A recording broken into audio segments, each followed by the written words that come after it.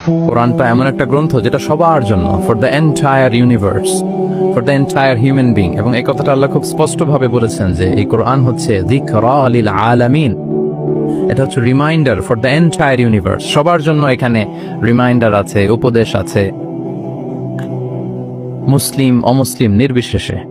এবং পাশাপাশি এই কিতাবটি সর্বশেষ আসমানি কিতাব আল কোরআন আল কারীম, এটি পৃথিবীর সবচাইতে, আমি প্রায় বলি যে সবচাইতে ইন্টারেক্টিভ একটা কিতাব, লাইফ ওরিয়েন্টেড একটা কিতাব, জীবন ঘনিষ্ঠ। এর চেয়ে বড় জীবন ঘনিষ্ঠ কিতাব আর হয় না।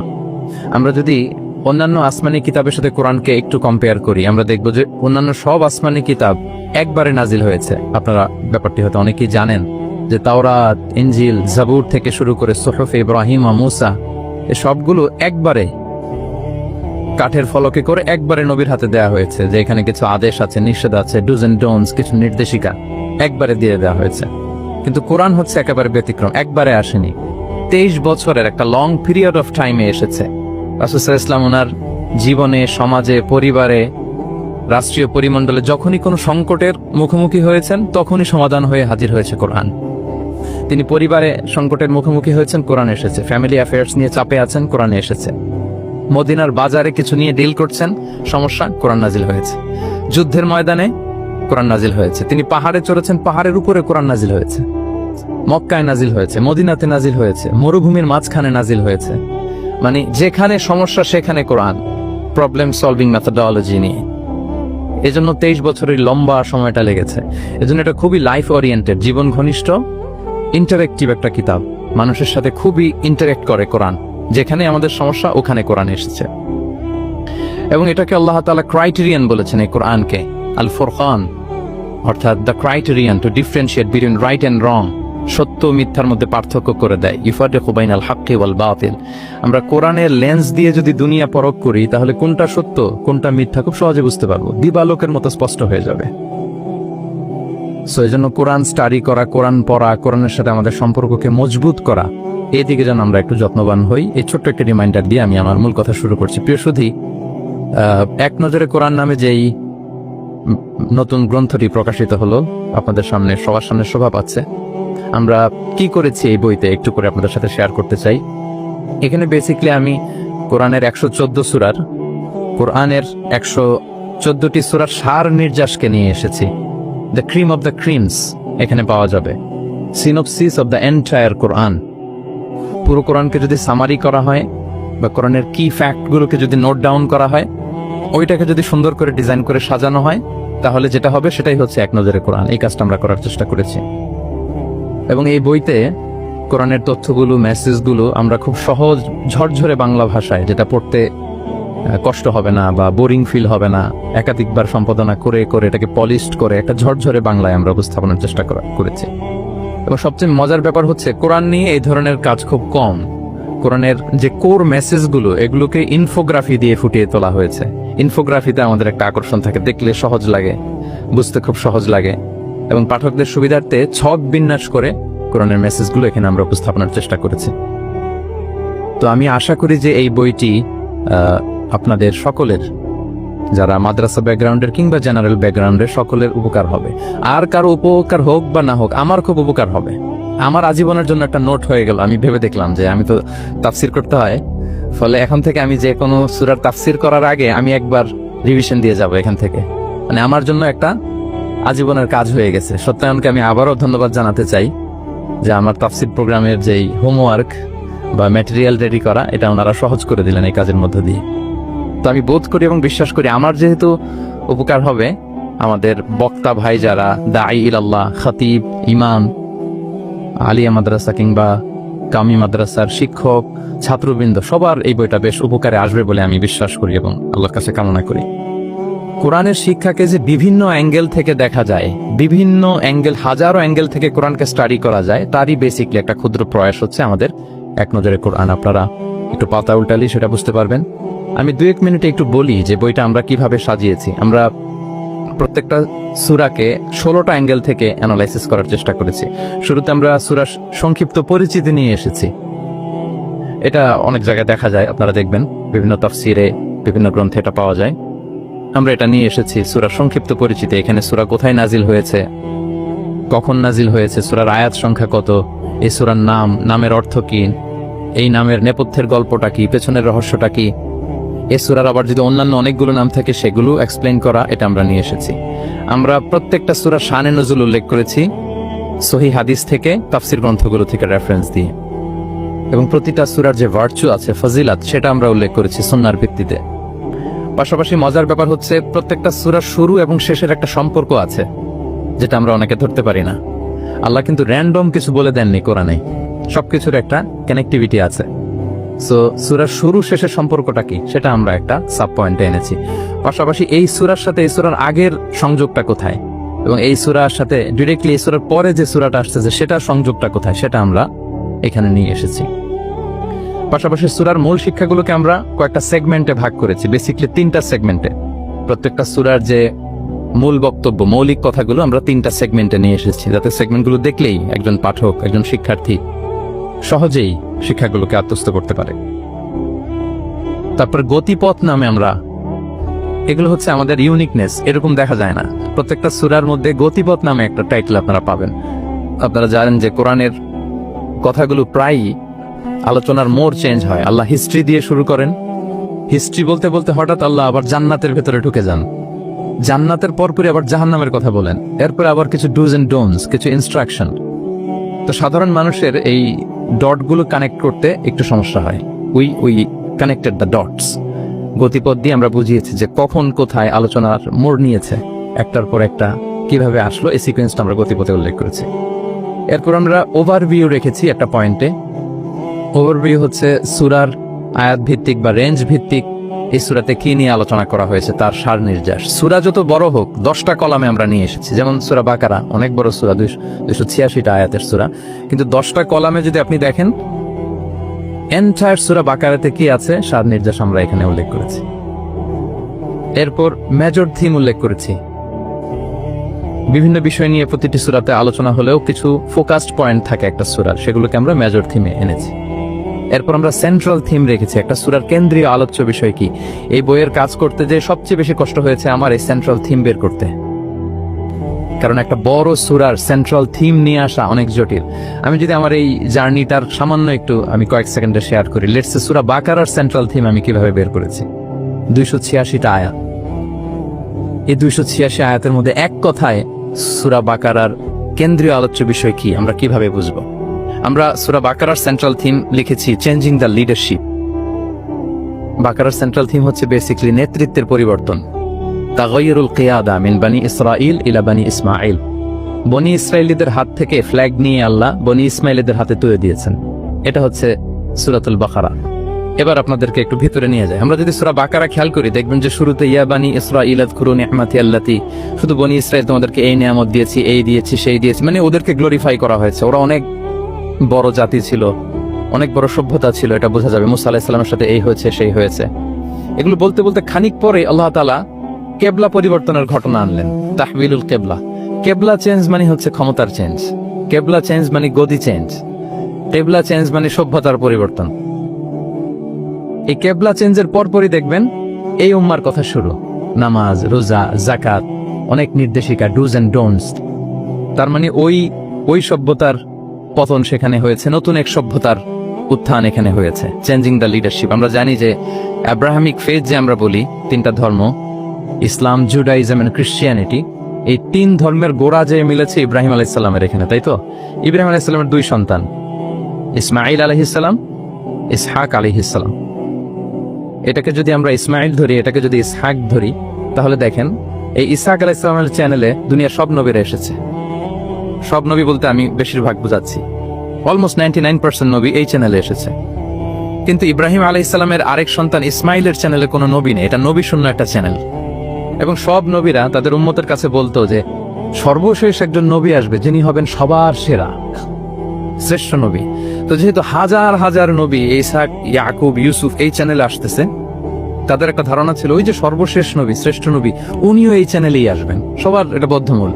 আর এই চ্যানেলটাকে তারা বলতো নবী শূন্য চ্যানেল। ইসমাঈল আলাইহিস সালামের চ্যানেলে 1000 বছর ধরে কোনো নবী আসে না, সব নবী আসে এই চ্যানেলে। কিন্তু আল্লাহ তাআলা তাদের ধারণাকে নস্যাৎ করে দিয়ে সর্বশেষ নবীকে আল্লাহ তাআলা এই চ্যানেলে না পাঠিয়ে মুহাম্মদ রাসূলুল্লাহ সাল্লাল্লাহু আলাইহি ওয়াসাল্লামকে তিনি ইসমাঈল আলাইহিস সালামের চ্যানেলে পাঠালেন। ফলে লিডারশিপের চেঞ্জ হলো।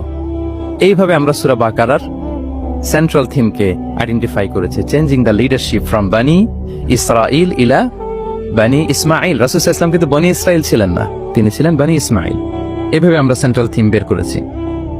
কজ এন্ড ইফেক্ট নামে একটা, এগুলো আপনারা সোশ্যাল সায়েন্সের বিভিন্ন বইতে পাবেন। তাফসির গ্রন্থে সাধারণত আমরা আমাদের ক্লাসিক তুরাসি বইগুলোতে দেখি না, কিন্তু আমরা কজ এন্ড ইফেক্ট রেখেছি। প্রত্যেকটা সূরার একটা নির্বাচিত আয়াত থেকে একটা কারণ এবং এই কারণের প্রভাব। ওয়ালাউ আন্না আহলাল কুরা আমানু ওয়াত্তাকাউ লাফাতাহনা আলাইহিম বারাকাতিম মিনাস সামা। জনপদের অধিবাসীরা যদি ঈমান আনে এবং তাকওয়া অবলম্বন করে তাহলে কি পাবে? বারাকাতিম। এটা হচ্ছে কজ, এটা হচ্ছে ইফেক্ট। লা ইন শাকারতুম লা আযীদান্না, এটা কজ, এটা ইফেক্ট। এইভাবে আমরা শুধু কজ এন্ড ইফেক্ট দিয়ে 600 পৃষ্ঠার বই করা সম্ভব। তো আমরা প্রত্যেকটা সূরা থেকে একটা কজ এন্ড ইফেক্ট এখানে উল্লেখ করেছি, জাস্ট একটা বিগিনিং হিসেবে। ইন ফিউচারে যদি আল্লাহ তাআলা আমাদেরকে তৌফিক দান করেন আমরা হয়তো কাজ করব। তারপর আমরা রিফ্লেকশন নামে, রিফ্লেকশন যেটাকে আমরা তাদাব্বুর বলি, তাদাব্বুরে কোরআন নামে একটা পয়েন্ট রেখেছি। ম্যাক্সিমাম একটা থেকে দুইটা তাদাব্বুর শেয়ার করেছি। এখানে আমাদের চিন্তার খোরাক আছে যে এই আয়াতের পেছনের গল্পটা কি, এখান থেকে আমাদের শিক্ষাটাকে আমরা সেখানে তুলে ধরবার চেষ্টা করেছি। কেস স্টাডি একটা পয়েন্ট রেখেছে, যেটা সাধারণত তাফসির গ্রন্থে আমরা দেখি না। কেস স্টাডি এটা সোশ্যাল সায়েন্সের একটা টার্মিনোলজি। কেস স্টাডি হচ্ছে অতীতের কোনো ঘটনা প্রবাহকে কেন্দ্র করে ওটার উপর বেস করে বর্তমান এবং ভবিষ্যতের সিদ্ধান্ত নির্ধারণ করা, এটাই আমরা করেছি। অর্থাৎ কোরআনের লেন্স দিয়ে আমরা বর্তমানকে পরখ করবার চেষ্টা করেছি এই কেস স্টাডি পয়েন্টে। সবশেষে কিছু শব্দ জানতেই হয়, এরকম একটা পয়েন্ট রেখেছি যে কিছু শব্দ আছে এগুলোর অর্থ আমাদের জানতেই হয়। একেবারে রুট লেভেলে বাদাবিরা, মরুর বেদুইনরা এই শব্দ দিয়ে কি মিন করে, প্রফেটের টাইম এটা দিয়ে কি মিনিং হতো, আধুনিক আরবিতে এটা দিয়ে কি মিনিং করে, শুধু এটার উপর 1000 পৃষ্ঠার বই করা সম্ভব। তো ফলে আমরা মাঝে মাঝে কিছু সূরায় কিছু শব্দ জানতেই হয় এই শিরোনামে কিছু কিছু কথা আলোকপাত করেছি। সো এইভাবে আমরা এক নজরে কোরআনটা সাজাবার চেষ্টা করেছি। প্রিয় সুধী, as a writer, as a author of the book, আমাকে যদি বলা হয় যে এটা কোন ধরনের বই, তাহলে আমি বলবো এটা একটা মাইন্ড ম্যাপিং বুক।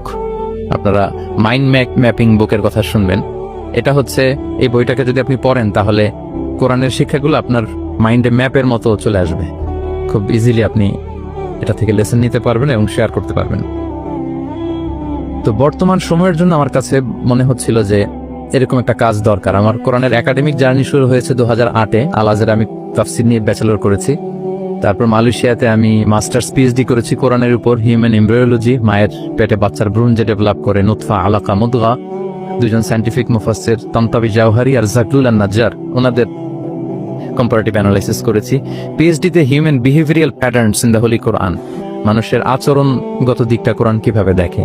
এই যে আমাদের এক এক মানুষ এক এক আচরণ, এক একভাবে রিয়েক্ট করি, এর পেছনের কারণটা কি, কোরআন কিভাবে দেখে, এটা নিয়ে আমার গবেষণা ছিল। তো ফলে বর্তমান সময়ে আমি দেখলাম যে এরকম মাইন্ড ম্যাপিং বুকের খুব দরকার। এখন দেখবেন যে মানুষের সময় খুব কম, all are rushing, super busy, সময় নাই হাতে। এখন মানুষ ভিডিও দেখে না। আমি 2 বছর আগে একটা প্রফেট সিরিজ করেছিলাম 25 জন নবীর জীবনের উপর, খুবই ওয়েল ডকুমেন্টেড ম্যানারে, একাডেমিক ওয়েতে। তো এটার ভিউ খুব একটা নাই, এগুলো দেখতে চায় না মানুষ। মানুষ খুব বিজি। এখন কি দেখে জানেন? আমি বলে দিই, রিলস দেখে, রিলস, তাই না? রিলসে এই 1 মিনিট, 1.5 মিনিট, 2 মিনিট সে তার জিনিসটা পেয়ে যায়। হতে পারে নলেজ, হতে পারে কোনো ইনফরমেটিভ ভিডিও, অথবা এন্টারটেইনমেন্ট, রিলসে মানুষ। তো আমি ভাবলাম যে এখনকার মডার্ন সোসাইটির কথা যদি বলি, আমরা কালচারাল এলিট বলে যাদেরকে একটু বাঁকা চোখে কথা বলি, এদের কাছে যদি আমাকে কোরআন পৌঁছাইতে হয়, এরকম মাইন্ড ম্যাপিং একটা বুক দরকার। তো সেই চিন্তা থেকে আমাদের কয়েক বছরের পরিশ্রম, আল্লাহ তাআলা দয়া করে আলোর মুখ আজকে আমরা দেখেছি, বইটা আলোর মুখ দেখেছে আলহামদুলিল্লাহ। সেই চাহিদা মাথায় রেখে, মানুষের যে চাহিদা, এটা মাথায় রেখে আমরা বইটাকে ডিজাইন করেছি। আমাদেরকে অনেকে প্রশ্ন করেন, শাইখ আপনি তো কোরআন নিয়ে অনেক ইন্সপায়ার করেন, তো কোরআন যে পড়তে বসি, অনুবাদ পড়লে অনেক সময় বুঝি না। সাধারণ মানুষ আসলে বুঝে না যে হঠাৎ আল্লাহ এটা বলে, এরপরে এটা বলে। আমার আম্মাই এই কথা বলে আমাকে। আমার আম্মা খুব কোরআন টোরআন পড়েন আর কি, আমাকে শুনে, শাইখ আহমদুল্লাহকে শুনে, এরকম কোন আলেম কি বলতেছে আমার আগে আমার আম্মার কাছে পাওয়া যায়। ওই যে ইউটিউব থাকে, খালি দেখতে থাকে কার কি আলোচনা আসলো। আর কোরআনটা পড়ে, তো আম্মা আমাকে মাঝে মাঝে বলে যে বাবা, সূরা ইউসুফে হঠাৎ এটা বলতে যে আবার এটা কেন বললো। তো উনি তো আর আমাদের মতো সিস্টেমেটিক অর্ডারে ওস্তাদের সামনে বসে পড়ে পড়ে তো আর আসে নাই, সো ওনাকে কেউ ধরাই দিতে হবে। ওই ধরিয়ে দেওয়ার কাজটা আমরা অনেকটা এক নজর কোরআনে করেছি। ফলে আমরা কোরআনের কোন সূরার অনুবাদ পড়ার আগে, তাফসির পড়ার আগে আমরা যদি এক নজরে কোরআন থেকে ওই সূরাটা একটু পড়ে নেই, আমার মনে হয় যে খুব সহজে আপনি সূরাটা ধরতে পারবেন। লেটস সে আপনি প্ল্যান করেছেন এই রমাদানে আমরা সূরা ইয়াসিন, এই রমাদানে সূরা ইয়াসিনের বঙ্গানুবাদটা পড়বো, সূরা ইয়াসিনের তাফসির আমরা পড়বো তাফহিম থেকে, জিলাল থেকে, ইবনে কাসির থেকে, যে কোনো হোয়াটএভার ইট ইজ। আপনি সূরা ইয়াসিনের অনুবাদ এবং তাফসির পড়ার আগে যদি এক নজরে কোরআন থেকে জাস্ট 5 পৃষ্ঠা একটু পড়ে নেন, আপনি আগে থেকেই বুঝে যাবেন এই সূরায় কি কি আছে, কি কি বলা হচ্ছে, সেন্ট্রাল থিম কি, মেজর থিম কি, সার নির্যাসটা কি সূরা ইয়াসিনের, এখানে আপনি পেয়ে যাবেন। এরপর আপনি অনুবাদ করেন, সহজ, you will get an overall idea, সহজ হবে আপনার জন্য ইনশাআল্লাহ বিইذنিল্লাহ। তো আমি কয়েক বছর আরব বিশ্বে পড়াশোনা করেছি, আল আজহার ইউনিভার্সিটিতে, ওয়েস্টার্ন ওয়ার্ল্ডেও আমাদের বিভিন্ন লাইব্রেরিতে ভিজিট করার সুযোগ হয়েছে। তো ওখানে আমি দেখতাম যে খুব সুন্দর সুন্দর বই, অনেক সুন্দর বাইন্ডিং, ছাপা ভালো, পৃষ্ঠা ভালো, কালারফুল। মোস্ট রিসেন্টলি আমি একটা বই পড়ছি, মিরাজ মহিউদ্দিন নামে একজন Egyptian scholar, Harvard graduate, revelation নামে, অনেকে হয়তো দেখে থাকবেন। এত চমৎকার বই সিরাতের উপর আমি আমার পুরো জীবনেতে দেখিনি। হার্ভার্ড গ্রাজুয়েট, সে এমনভাবে সে সিরাতটাকে মানে ভিজুয়ালি প্রেজেন্ট করেছে, অবাক করা। তো আমার খুব ইচ্ছে ছিল যে ওয়াই নট বাংলাদেশে আমরা আমাদের এই পাবলিকেশন ইন্ডাস্ট্রি থেকে এরকম বই কেন হয় না। তো যেই প্রকাশকের সাথেই কথা বলি, ওনারা বলে যে শায়েক আপনি তো জানেন না, এই দেশে মাথার চেয়ে পায়ের দাম নাকি বেশি। আমি বললাম এটা আবার কি জিনিস? বলে যে পায়ে তো জুতা পরে, মানুষ জুতা কেনার জন্য অ্যাটলিস্ট 2000 টাকা বাজেট রাখে, মানে 2000 টাকার কমের নিচে নাকি জুতা হয় না এই দেশে ভালো জুতা। তো বলে যে লোক 2000 টাকা দিয়ে জুতা কিনবে পায়ের জন্য, সে বই খুঁজে 600 পৃষ্ঠার বই হইতে হবে, দাম হইতে হবে 500 টাকার নিচে। তো এই ব্যাপারটা যৌক্তিক, আমাদের মধ্যে ওই কালচারটা গড়ে ওঠেনি। তো আমি আবারও সত্যায়ন প্রকাশনকে ধন্যবাদ জানাতে চাই। ওনাদের সাথে অনেক মিটিং করে অনেকভাবে বুঝিয়ে আমি ওনাদেরকে রাজি করেছি, এবং ওনারাও এগ্রি করেছেন যে না শাক, আপনি যেভাবে গাইড করবেন ওভাবেই আমরা বইটা করব। আপনারা দেখবেন যে 608 পৃষ্ঠার একটা বই, হার্ড কাভার, 4 কালারের কম্বিনেশন, এবং মেট যে আর্ট পেপার, পুরো আর্ট পেপারে 608 পৃষ্ঠার বইকে আমরা এনেছি। তো আমার কাছে মনে হয় যে মডার্ন সোসাইটিতে আমাদের ইসলামের দাওয়া বা মেসেজগুলো পৌঁছাতে হলে আমাদের স্ট্র্যাটেজি একটু পাল্টাতে হবে। যেভাবে তাদের কাছে রিচ করা যায়, পৌঁছা যায়, আমাদের কন্টেন্ট যেমনি ভালো হইতে হবে, পাশাপাশি আমাদের বাধাই, আমাদের কাভার দেখলেই যাতে ভাল লাগে। আমার মনে হয় যে এই বইটা কেউ দেখে একটু নাড়াচাড়া করলেই সে এটা কালেক্ট করতে চাইবে।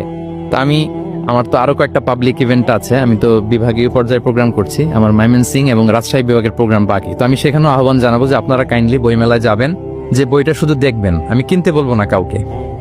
তো এটার দাম যেহেতু একটু বেশি হয়ে যাচ্ছে, আমি প্ল্যান করতেছি যে আমাদের তো কিছু শুভাকাঙ্ক্ষী ভাই বন্ধু আছে, তাদেরকে বলবো যে কিনে কিনে বিতরণ করবেন। এলাকার কোনো ইমাম, খাতিব, কোনো বক্তা যেন বাকি না থাকে। কেউ না পেলে আমার সাথে যোগাযোগ করবেন, আমি নিজ টাকায় এটা বিতরণ করব। যদি আল্লাহ তাআলা এই ওসিলা যদি আমাদেরকে কবুল করে, এটাই আমাদের জন্য অনেক বড় সৌভাগ্য। সবশেষে আপনারা অনেক ব্যস্ত মানুষ, এমন অল আর লাইক স্টার্স, এখানে নুজুম, দেশ বরেণ্য এতগুলো পাবলিক ফিগার, এত প্রথিতযশা আলেমে দ্বীন, সাহিত্যিক, বুদ্ধিজীবীদেরকে এক প্ল্যাটফর্মে আনা এটা অনেক কঠিন। তারপরে আপনারা শুধু কোরআনের দিকে চিন্তা করে আপনারা সময় বের করে এসেছেন। আপনারা আমার অন্তরের অন্তঃস্থল থেকে শুভেচ্ছা জানবেন, ভালোবাসা জানবেন। আপনাদের সবাইকে আমি আবারও শুভেচ্ছা জানাচ্ছি, সত্যায়ন প্রকাশনকে শুভেচ্ছা জানাচ্ছি, এবং আল্লাহ তাআলার কাছে এই ছোট্ট অ্যাপিলটুকু, দোয়াটুকু আল্লাহর কাছে করে যে রব্বানা তাকাব্বাল মিন্না ইন্নাকা আনতাস সামিউল আলিম ওয়া তুব আলাইনা ইয়া মাওলানা ইন্নাকা আনতাত তাওয়াবুর রহিম। সাইয়েদনা ইব্রাহিম আলাইহিস সালাম ওনার সন্তান ইসমাইলকে নিয়ে যখন কাবা বানালেন, এই দোয়াটা করেছিলেন যে আল্লাহ আপনি কবুল করুন। আজকের এই বুক লঞ্চিং সেরেমনিতে আল্লাহর কাছে এই দোয়াটুকুই করে যে আল্লাহ আপনি মেহেরবানি করে এই কাজটুকু আপনি কবুল করুন। কোরআনের মুআজিজা, কোরআন মানুষকে অ্যাট্রাক্ট করে, আকর্ষিত করে, কোরআনের এই ক্ষমতা আছে। রাসূল সাল্লাল্লাহু আলাইহি ওয়াসাল্লামের কণ্ঠের সুমধুর কোরআনের তেলাওয়াত শুনে অনেক কাফের কালিমা পড়ে মুসলমান হয়ে যেত। আজও কোরআনের তেলাওয়াত শুনে, কোরআনের অর্থ করে, কোরআনের তাফসীর পড়ে মানুষ আবেগতাড়িত হয়। এটার ইনফ্লুয়েন্স অনেক আলাদা, এটার ইম্প্যাক্ট আলাদা। এই যে দুর্বার আকর্ষণ, এটা কোরআনের আকর্ষণ, ঠিক কিনা? আমরা সব সময় যেন কোরআনের সাথে সুসম্পর্ক বজায় রাখতে পারি। আল্লাহ তুমি তৌফিক দান করো। প্রিয় ভাইরা, আমি সূরাতুল লুকমান থেকে একটি আয়াত তেলাওয়াত করেছি। সূরাতুল লুকমানের 2য় রুকুর তাফসীর আজকে আমরা শুনবো। কততম রুকুর? এটা কোরআনের 31 নম্বর সূরা। এটা মাক্কি সূরা। সূরাতুল লোকমান কি সূরা? মাক্কি সূরা, কোরআনের 31তম সূরা, এবং অনেকগুলো রুকু আছে এই সূরায়। আমরা দ্বিতীয় রুকু থেকে কথা শুনবো। বেসিকলি এই দ্বিতীয় রুকুতে সাইয়েদনা লোকমান আলাইহিস সালাম ওনার ছেলেকে কিছু অ্যাডভাইস করেছিলেন, উপদেশ। বাবা হিসেবে আমরা আমাদের ছেলেমেয়েদের অ্যাডভাইস করি না? এই তো উনি ওনার সন্তানকে অ্যাডভাইস করেছিলেন, আর এই অ্যাডভাইস গুলো আল্লাহ তাআলার এত ভালো লেগেছে যে আল্লাহ তাআলা কোরআনের মধ্যে সরাসরি তুলে ধরেছেন। তার মানে আল্লাহ তাআলা বুঝাতে চান আমরাও যেন আমাদের সন্তানদেরকে অ্যাডভাইস গুলো করি। এবং আপনি অবাক হবেন, আমরা যখন তাফসিরের ইন ডেপথ তাফসিরে যাব, ভিতরে ঢুকবো, আপনি অবাক হবেন যে 3000 বছর আগের সেই উপদেশমালা কিভাবে মডার্ন টাইমের সাথে এত প্রাসঙ্গিক হতে পারে।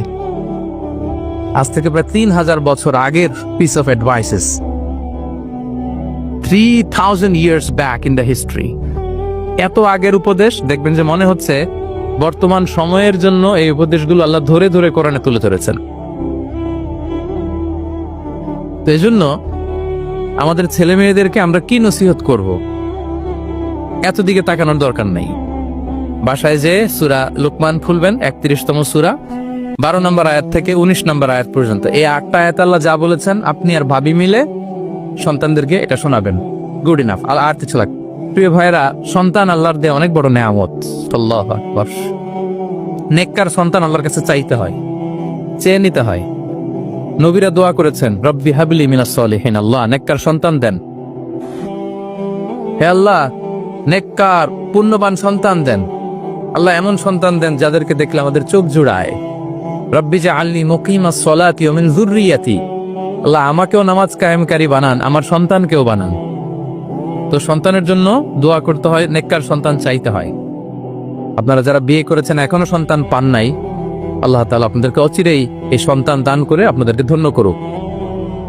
যারা এখনো বিয়ে করেননি, বিয়ের পরে আল্লাহ তাআলা আপনাদেরকে সন্তান দান করুক। এটা অনেক বড় নেয়ামত, এটা অনেক বড় নেয়ামত, এটা আল্লাহর কাছে চাইতে হয়। তো এই আলোচনাটা সবার সাথে প্রাসঙ্গিক। যারা বাবা তাদের তো লাগবে ইনস্ট্যান্ট, আজকে রাত্রে যে শোনাইতে পারবেন। যারা বাবা হতে যাচ্ছেন তারাও আগে থেকে জেনে রাখলেন, ওয়েল প্রিপেয়ার্ড। আর যারা এখনো বিয়েই করেন নাই, প্ল্যান করে রাখেন যে এটা আমি আমার ওয়াইফের সাথে প্ল্যান করে এই নাসিহাগুলো আমার সন্তানদেরকে আমরা শোনাবো। সবাই পড়ুন ইনশাআল্লাহ। এবার প্রশ্ন করে উত্তর দেন, সূরাটার নাম কি? মাক্কি না মাদানী? কত নম্বর সূরা কোরআনের? 31 নম্বর সূরা। আচ্ছা প্রিয় ভাইয়েরা, কালামুল্লাহ মাজিদে কোরআন আল কারিমে আল্লাহ তাআলা মানুষের নামে মোট 8টি সূরা দিয়েছেন। মানুষের নাম কয়টি? এর মধ্যে 6টি সূরা 6 জন নবীর নামে। 6টি সূরা 6 জন। সূরা হুদ, সূরা ইউসুফ, সূরা ইউনুস, সূরা মুহাম্মদ, সূরা নূহ, সূরা ইব্রাহিম। এই 6 জন নবীর নামে 6টা সূরা।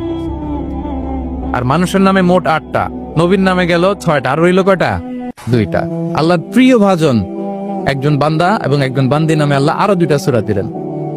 আল্লাহর প্রিয় বান্দি মারিয়াম আলাইহিস সালাম, ঈসা আলাইহিস সালামের মা, ওনার নামে একটা সূরা আছে না? কি নাম? সূরা মারিয়াম।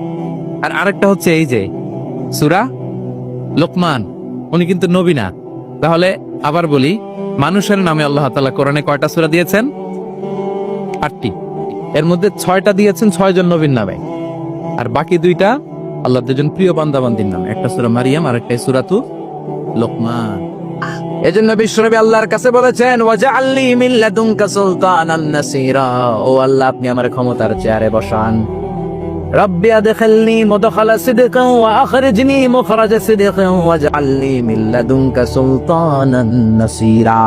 ও আল্লাহ আপনি আমার মক্কা থেকে মদিনায় যখন নিবেন, সত্যের সাথে নিবেন, মদিনায় যখন বসাবেন, সত্যের সাথে বসাবেন, আর আপনার পক্ষ থেকে আপনি আমার ক্ষমতা দান করেন। সুবহানাল্লাহ। এই দোয়াটা বিশ্বনবীকে শিখিয়েছে কে? আর জোরে পড়েন কে? সে আল্লাহ বলছেন, ইযা জাআ নাসরুল্লাহি ওয়াল ফাতহ। এই ফাতহ দ্বারা রব্বুল আলামিন বুঝিয়েছেন ফাতহে মক্কা, মক্কা বিজয়। কি বিজয়? জোরে বলেন কি বিজয়? মক্কা বিজয়ের পরপরই গোটা জাজিরাতুল আরবে যত কাফের মুশরিকের আন্ডা বাচ্চা ছিল সব কালিমা পড়ে মুসলমান হয়েছে। জোরে করে আল্লাহু আকবার। এজন্য আল্লাহ বললেন ওয়ারাআইতান নাসা ইয়াদখুলুনা ফি দীনিল্লাহি আফওয়াজা। ও নবী, মক্কা বিজয়ের পরে আপনি দেখবেন গোটা বিশ্বের সব মানুষগুলো ঢলে ঢলে কালিমা পড়ে মুসলমান হয়ে যায়। সুবহানাল্লাহ। গোটা বিশ্বে ইসলামের গণজোয়ার, কালিমা পড়ে মুসলমান হয়ে যায়। আল্লাহ যাকে ইসলামের নূর দিয়ে ধন্য করতে চায়, পৃথিবীর কোন শক্তি ওই লোককে আটকে রাখতে পারে? যারা বলেন পারে। এজন্য হেদায়েতের মালিক কে? ইন্নাকা লা তাহদি মান আহবাবতা ওয়ালাকিন্নাল্লাহা ইয়াহদি মান ইয়াশা। ও নবী, আপনি চাইলে কাউরে হেদায়েত দিতে পারেন না, হেদায়েত দেয় কে? কথা বলেন, কথা বলেন। হেদায়েত দেয় কে? এই পৃথিবীতে অনেক বাবা ছিল নবী, ছেলের হেদায়েত হয় নাই, আসরা নাই।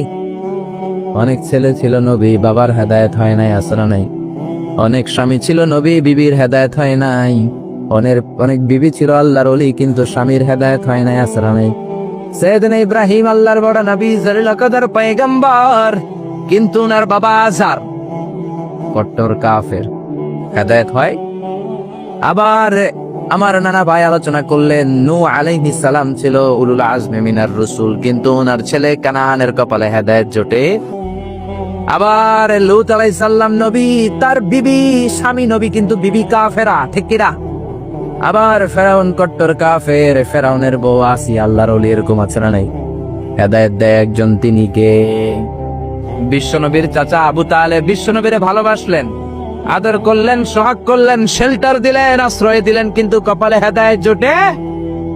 কারণ হেদায়েত দেয় কে? হেদায়েতের চাবি কার হাতে? আল্লাহর হাতে। আবু তালেব বিশ্বনবীর এত ভালোবাসতেন, বিশ্বনবীর যে বাবা নাই আব্দুল্লাহ, বিশ্বনবীর টেরই পায় নাই আবু তালেবের আদরের কারণে। কোন সুবহানাল্লাহ। বিশ্বনবীর প্রথম বিয়েটা নিজে পড়িয়েছেন, বিয়ের খুতবা নিজে দিয়েছেন, নিজ পকেটের টাকা দিয়ে আবু তালেব বিশ্বনবীর প্রথম বিয়ের মোহরানা আদায় করেছেন। সুবহানাল্লাহ। তারপরেও শেষ রক্ষা জান্নাত কিসে পাবে? জোরে বলেন পারবে? কারণ হেদায়েত দেয় কে? জোরে বলেন কে?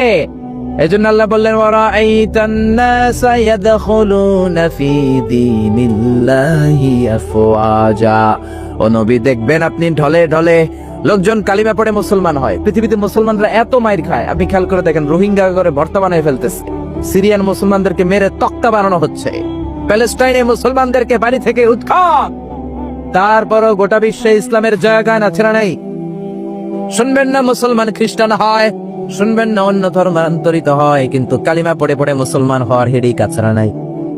এদেশে একজন মুফাসসিরে কোরআন ছিল, যার হাতে হাত রেখে হাজার হাজার হিন্দু কালিমা পড়েছে, যার হাতে হাত রেখে বৌদ্ধ মুসলমান হয়েছে, যার হাতে হাত রেখে চাকমা, সাঁওতাল, এই সমস্ত নৃগোষ্ঠী পাহাড়ি এলাকার লোকেরা ওই মুফাসসিরে কোরআনের হাতে হাত রেখে নাস্তিক থেকে আস্তিক হয়েছে। জোরেকন কি কিরাম।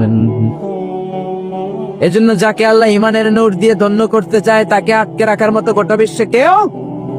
ইউরিদুনা লিয়ুতফিউ নূরাল্লাহি বিআফওয়াহিহিম ওয়াল্লাহু মুতিম্মু নূরিহি ওয়ালাউ কারিহাল মুশরিকুন। ওরা চায় ফু দিয়ে ইসলামের বাতি নিভিয়ে দিবে, ওরা চায় ফু দিলে ইসলামের বাতি নিভিয়ে দিতে চায়, কিন্তু ওরা জানে না ইসলামের বাতি এটা মোমবাতি না।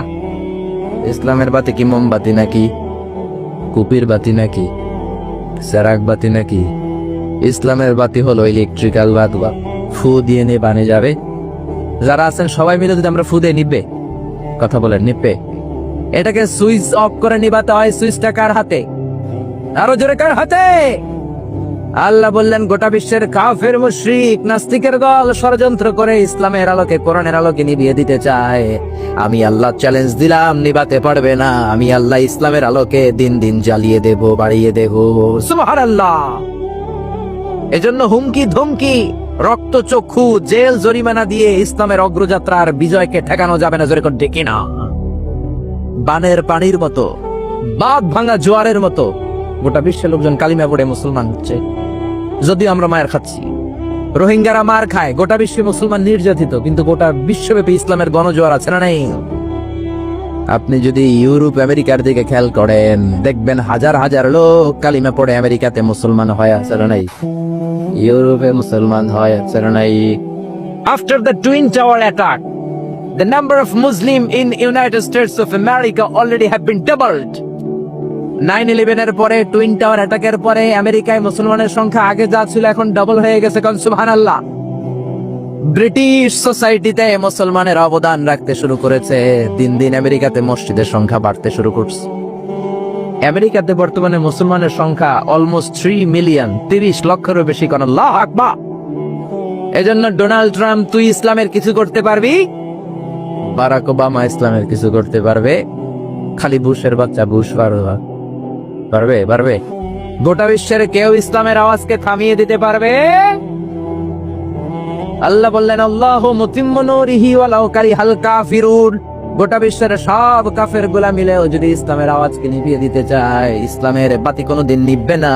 ইসলামের বাতি শুধু প্রজ্বলিত থাকবে। ঠিকিয়া গোটা বিশ্বে গণজোয়ার। স্যার স্যামুয়েল হেলটিংটন একটা বই লিখেছে, দ্য ক্ল্যাশেস অফ সিভিলাইজেশন, সভ্যতার সংঘাত। সভ্যতার ঘুষাঘুষি আছে না? এক সময় পৃথিবীতে ছিল গ্রিক সভ্যতা। গ্রিসের ওরা ছিল দাপট, এখন যেমনি আমেরিকানরা দাপট দেখায়।